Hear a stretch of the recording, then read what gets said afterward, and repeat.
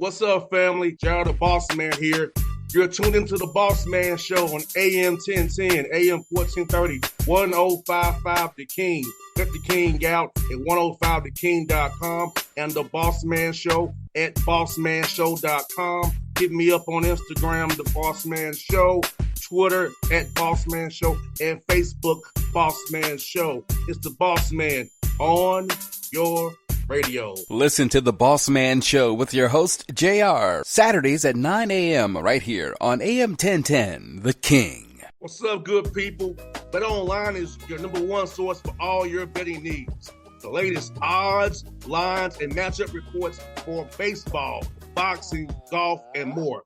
BetOnline continues to be the fastest and easiest way to place your wagers, including live betting and your favorite casino and card games available to play right from your phone. Head to the website or use your mobile device to sign up today and get in on the action. Remember to use your promo code BELIEVE, B-L-E-A-V, for your 50% welcome bonus on your first deposit. BetOnline, where the game starts. BS3 Network, changing the way you watch TV.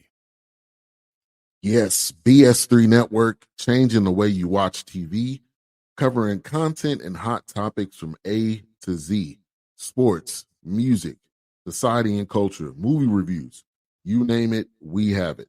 Check it out on bs3network.com or check us out on Roku, BS3 TV on Roku, as well as check out your favorite podcast on all podcast platforms or Spreaker.com/BS3 Network. You are now tuned to BS3 Network.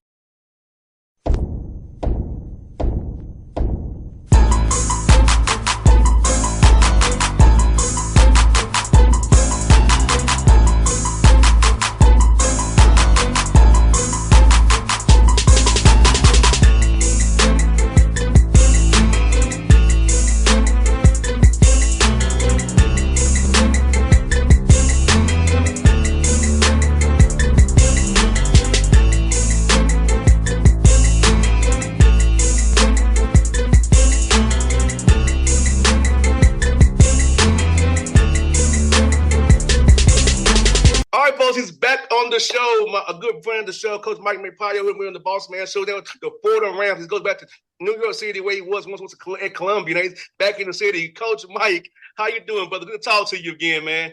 I'm good, man. I'm good. We're here on the hustle. We've got a full staff now. We've it looks like we've built nearly our whole roster. So we're looking to see what we can do here in the Boogie Down Bronx, brother.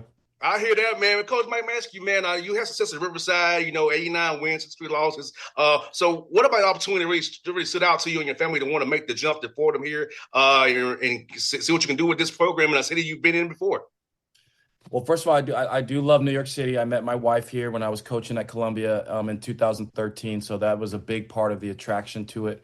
But also just it's a bigger stage. It's the Atlantic 10. See if we can scale up and do what we did at UC Riverside here in the Atlantic 10. A very similar job in that both programs, like before we got to UC Riverside and now that before we've gotten here to Fordham, hadn't had much success. 3 winning seasons in 30 years here at Fordham. They had 1 winning season in 2 decades at UC Riverside. So see what we can do here in the Atlantic 10 on a bigger stage. We're going to be walking into Dayton, St. Louis, these big arenas like Loyola Chicago, the big stages like VCU. So I was really ambitious and eager to see what we got and see how our system and program fares against those kinds of teams. And Coach Mike, how important is it this summer here to build that cohesion and chemistry, building a whole new roster from scratch here and trying to get these young men to be on the same pace so you don't do so much catch-up work on fall semester in August leading to November 3rd? It's huge, man. I mean, the last 2 months we were building the roster, right? And so we will have 12 new players. So if you're asking me how important this summer is, it's going to be hugely important, So the good news is most all the staff I've worked with before in some capacity in some way. We brought a couple guys from UCR. I got a guy named Derek Phelps who I worked with at Columbia and University of San Francisco, and then 3 players from UC Riverside are coming along that'll help with the continuity. But this 6.5, 7 weeks that we'll be together in the summer is humongous. Like we have to build that continuity, like you're talking about, implement our offensive and defensive concepts, and also just I'm kind of looking at it as a discovery. See what we really have. I mean, I like what we've recruited. I like how we've built and constructed this roster, but we really got to see what we really got together and kind of see how all the pieces of the puzzle fit. I'm curious about this, Coach Mike. You have a lot of international players on your roster. So talk about how tough it is to recruit international kids from getting them in school with visas, stuff like that. How hard is it? Because I don't think fans understand how hard it is getting international kids in school more than a domestic kid in the summertime. Yeah, it's luckily for me, in all of my places that I've been, where there's University of San Francisco, Columbia, and at UC Riverside, we've always had international flavor to our program, and at UCR, it was a lot of Australians, and we brought two Australians and a German. Those are the three players I'm bringing with us to Fordham. But the good news is Fordham. The athletic department is built on international players. A lot of the coaches, the water polo, the soccers, they have a lot of international players on the team. So, but yes, it is like, and that's one of the main things I have on my board here as our to-do list as a staff is just getting their I-20s all set up. As stuff is going on politically with the immigration stuff, some of that's kind of getting on our radar and hoping that it doesn't affect us. We kind of went through this challenge during COVID because they were very strict with certain countries. So you got to be agile. You got to be able to move and make sure that you get these guys here. It is a big deal, especially if you're building. I think we'll have six international players, three Australians, one German, one French, one Japanese. So we're going to be on it and making sure that we have a team. We got to field a team come November 3rd. But hopefully we get them all here this summer. And Coach Mike, how cool is it for diversity purposes, like to have the guys different backgrounds? And because I feel like for me, going to school, I got to meet the people with different backgrounds I wasn't exposed to as a kid. So think about how cool it is for young men to come together on the sport and get to meet people with different backgrounds, learn about different cultures, and learn about change your mindset about how things really are outside of your little bubble that you grew up in. Oh, for sure. I mean, if you were to come visit us, JR, here in the Bronx, it's a melting pot just here. I mean, we have this university that's enclosed, and then you're surrounded by Italians, Irish, Puerto Ricans, Dominicans. We're just here in the Bronx, and it's a melting pot. And where I grew up in Los Angeles, it was the same. And I'm, obviously a very rare, a unique breed in that I'm a Asian coach, and in this college basketball world, there's not a ton of us. So I definitely take a lot of pride in that. I think it's really, and I'm really excited for my kids, my 4-year-old and 3-year-old, to just experience New York City and the melting pot that it is. So I think that it's good for our team to kind of, I guess, align with the culture around us here. And I love having diverse points of view and personalities. And we always say this on the recruit. I accept all personalities. Some guys are going to be louder than others. Some guys are going to be different in a lot in culture, and so we really do want all kinds of different personalities, and we want that character that to shape our character of our team. And Coach Mike, off the court, the education you're going to get it for them, for these young men, and being in New York, the Bronx. So networking opportunities for you, for these young men. They can get internships. They can connect with people who once basketball ends for them. They can connect with them, have a job, and have a relationship built because of going to Fordham, getting an education, being in that environment already up there. Oh man, first of all, it's a top 100 university in the country. So you're getting a high academic. I mean, this campus is like an Ivy League campus. It's beautiful, it's gorgeous. But just New York City in general, I think New York City attracts the best and the brightest. I think it's the greatest city in the world. And it's like even yourself, as you've maneuvered and done a great job in your business world and what you've done. You know how important these relationships are. I mean, we've had internships being offered already. I'm like first summer, I'm trying to stop them from doing too many internships just because we do need to focus in on and have a great 6 weeks together. But, like the name on the football field here is the owner of TD Ameritrade, the owner of the Giants. John Mara is a Fordham alum. I mean, there are Mike Breen, the guy who does as you know, does the broadcast. There's a very powerful TV and radio division here that comes out of Fordham. So there's a lot of great talent, and there's a lot of powerful alums, and I think that's a big part of why we think that Fordham can grow into something great. And Coach Mike, with so many great schools up there in the New York City area, talk about non-conference scheduling, maybe trying to get some of these regional rivalries going again and kind of saving on money in the budget by staying right, which is playing quality in the area right there, which you got so many of them. Man, I would love to, I know everybody keeps asking me that. Two of my best friends just got the jobs at Columbia and Iona, respectively. Kevin Hovde at Columbia, who I worked with at San Francisco and Columbia, and he just won a national championship with Florida. And we're not playing them this year, but my other great friend, Dan Giroux, who I worked with at Campbell, he's now the head coach at Iona. And actually, we're going to be playing a home and home against each other, so that's now scheduled.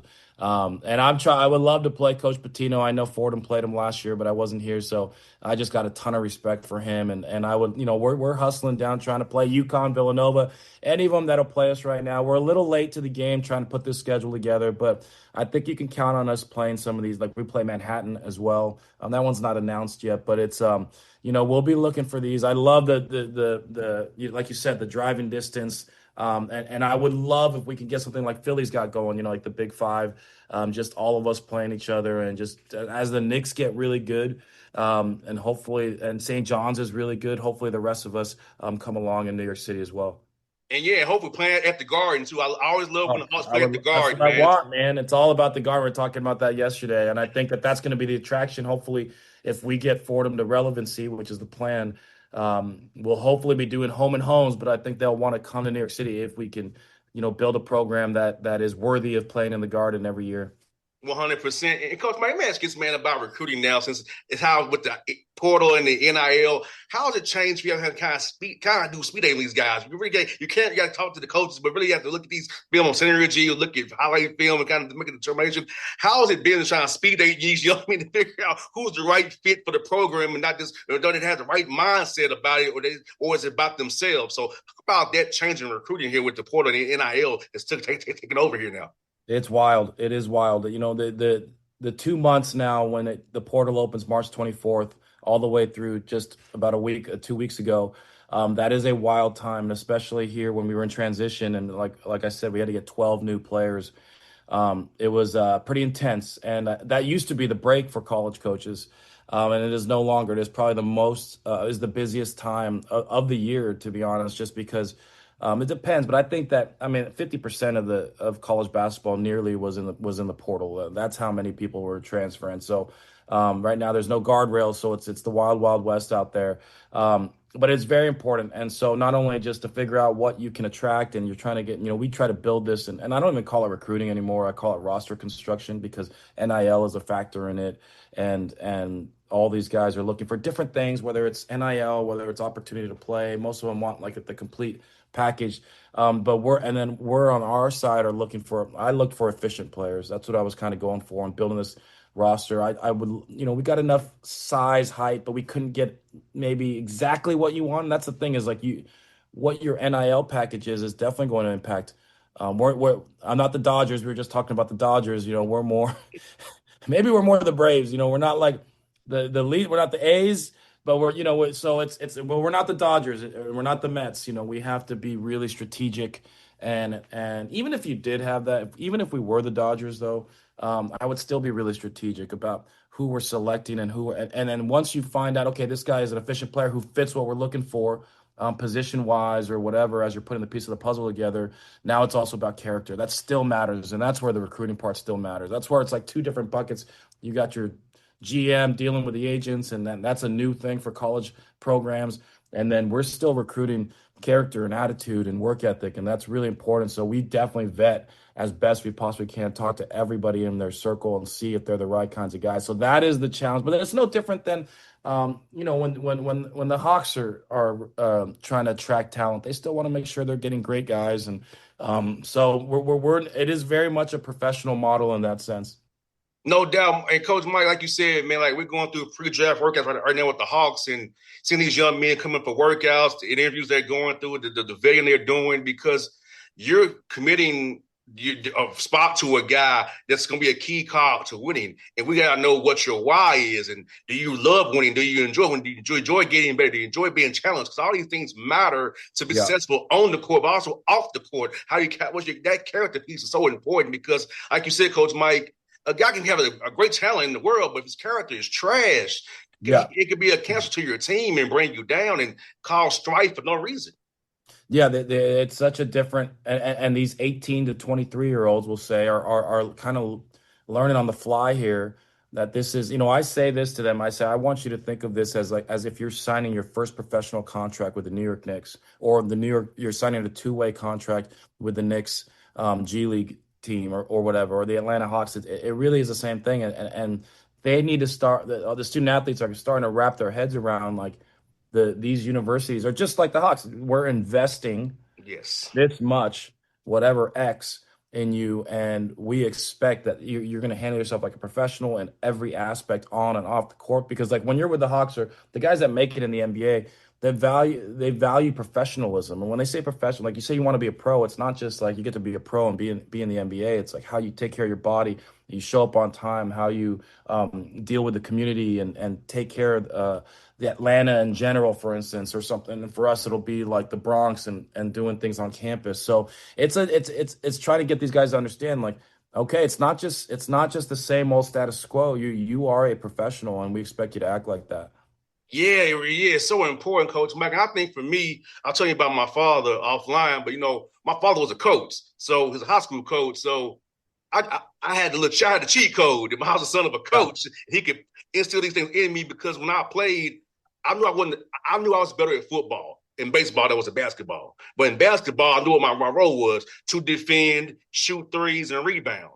And I think young men sometimes don't want to accept their roles or who you are. Know who you are as a player. And I knew as a basketball player, I was a shooter and a defender and somebody who hustled. I Yeah. wasn't going to be the guy, you know what I'm saying?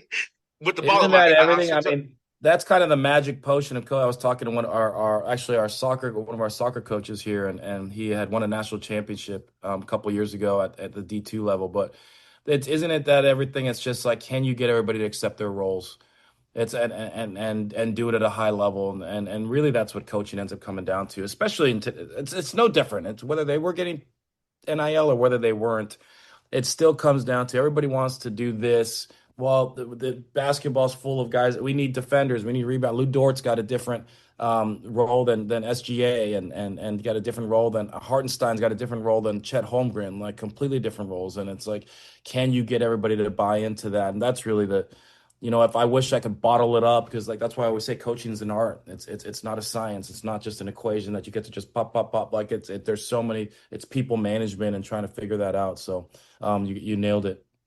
Coach Mike, my dad used to tell his players, be a star in your role. If you master a star in that role I give you, then we can consider other roles for you. Master the role I give you initially, then we can discuss graduating you to another role. So you tell us players all the time. Hey, you really did have a cheat code having your dad as a coach. I mean, any coach's son I always try to recruit those guys because they're made of the right stuff and they really understand it. 100%. Coach Mike, what's funny? We're talking about the Dodgers and our Braves, man. Y'all beat us 5 times this year already. We got you last Have game we? in Atlanta. Yeah, I'm so spoiled. It was back in May. I'm so spoiled because we have a World Series now. I don't even pay attention. Well, I did pay attention this last series of the Mets and the Yankees, I guess. Yeah, you guys got to get above 500, so I start to fear you guys a little Coach bit. Mike, now I have a World Series ring from when I was a kid. Oh, yeah. I was the Braves bat boy. No way. Yes, in '95. Yes, I was the And Braves you bat got a boy. ring? Yes. Oh, my God. And that's the how many World Series they have? Two in the last 30 years? In 21 and 95. And I have a ring from when I was a Wow. kid in 95. I remember that when those were like the Glavin Maddox days, Yes, right? it's Fulton Yes. County Stadium in Fulton County. Smoltz. One of the last years before Turner Field. Okay. Oh my God. I mean, those were like the best pitching staff. I remember those pitching staffs. That was Glavin, Smoltz, Maddox. Maddox. Who was the fourth? It was Avery. Yep. Yeah. And then Yeah, in the bullpen, Kevin Millwood. Got it. Vince became my fifth starter. That's right. And then in '96, we went to play the Yankees. I thought I was getting another one, and they didn't go our way. But as a kid, I felt that as a kid being a bad boy, man. So I can't believe you have a ring. That's so cool. Yes, man. So Coach Mike, my dad had me as a Hawks ball boy as a kid, and he had me as a Braves bat boy. So I was around all that stuff, man. It was great. And this is why you do what you do. I mean, it probably left an impact, obviously. Yes, I've been around sports since I couldn't do anything. I was around sports. Yeah, So of course. a 1 year Awesome. old around sports. Yeah. So, and it had relationships with Hubie Brown, Mike Fratello, all the former Hawks coaches, Oh, Lenny Wilkins, all these guys. I love Lenny Wilkens too. I used to love Mike Fratello, and I didn't know why. I just did. I mean, I love Mike Fratello. I didn't remember Hubie Brown as much, except after, and then I loved Lenny Wilkens, those teams, because Lenny Wilkens, he was at the Dominique Wilkins era as Mm-hmm. well, bit, and Spud Webb had a little was in there a little bit, but I felt like Lenny Wilkens had some, and Fratello both had some good teams. Now, the Hawks ball boy side, Coach Mike, I was on the visitor side. So Okay, gotcha. yes, That's cool. by So you get to see all design, these so other I can guys. meet all the players. I mean, you're meeting everybody back then. That means you're meeting like Magic, Michael, Yes. Larry Bird, The Drexler, Elijah Wan, Shaq, all Oh, Penny that's so Hardaway cool, was man. a young dude. So, and they would all tip us well, give us stuff. I have so much memorabilia from being a Hawks ball boy, from being on the visitor So side. cool, man. At the old Omni. So that's your number one then, the Hawks. Yeah. That's of all the Atlanta teams, is that your number one? I was at the Hawks, then the Braves, and the Falcons, then from there. Wow. Okay, wow. Yes. Awesome. Yeah, so I'll tell you what, man, that's my experience has been great, man. And I'll tell you a quick story. People don't know this, but the Atlanta Hawks used to practice at Morehouse College before they had a facility. Okay. They practiced at Morehouse College. Wow. Down street from where I grew up at. Things have changed, huh? Yes. NBA is a little wealthier now. Yes, you got there right, Coach Mike. I said basketball's been great to me. Sports been great to me. Same as been great to you, man. And let's talk about that, Coach Mike, about just how this game that we both love has been so. It gives you so many opportunities to meet people and just grow as a person and just really impact people. Man, I'm super blessed, and very similar to you. My dad he worked at CBS Sports for 40 years. And he actually won an Emmy Award in 1983 when Jimmy Valvano beat the Elijah Wan and Drexler, the Phi Slama Jama, and they upset him in that NCAA tournament in Albuquerque. And my dad won an Emmy for like best video production with CBS. And those are like some of my first memories. And it's kind of why I fell in love and with basketball and college basketball in general. But Filipinos love basketball, so that's our national sport, and it's just kind of ingrained in us growing up. And obviously, I'm blessed. My wife and I talk about it all the time. Like these are it's challenging to be a coach, obviously, and you always have a risk of getting fired. I'll probably get fired one day, but so far so good. We've managed to do a great job at UCR, and we've been lucky to live in New York City and San Francisco, and had a great time in North Carolina when I was at Campbell for those 3 years. And my buddy just got the job there, John Andrzejczyk, and then now back to New York City after being home for 7 years in Southern California. So it's a blessing. I mean, I'm excited, like I said, for my family to experience it, and my two young sons to get this experience of just traveling in a different culture and trying to build this next basketball program. And this community already has been spectacular here at Fordham. They want a winner so bad. New York City loves winners. Like I went to the Knicks game, their closeout game against who they beat before. Boston. Yes, and it was just. And I was a Lakers season ticket holder back in 2008 to 2012. And Knicks was it was wild. Every basket, it was electric. And so, and here at Fordham, it's not that they want a winner bad. And if we can get this thing rocking, Rose Hill Gymnasium, this gym here will be going crazy. And so, I've been really fortunate, and hopefully it keeps going. Hopefully it's just the start of a career and start of a program for them that builds into a big time winner in the A10. I hear that, Coach Mike. Well, I'm hoping it happens for you, man. I hope we're talking again in March, man. We go to the big day. Yes. We have a chat in March before you get Sunday. So I hope it happens for you, man, because you're a heck of a guy, man. I love the way your teams play, man. I know you do a good job for them. They're blessed to have you, man.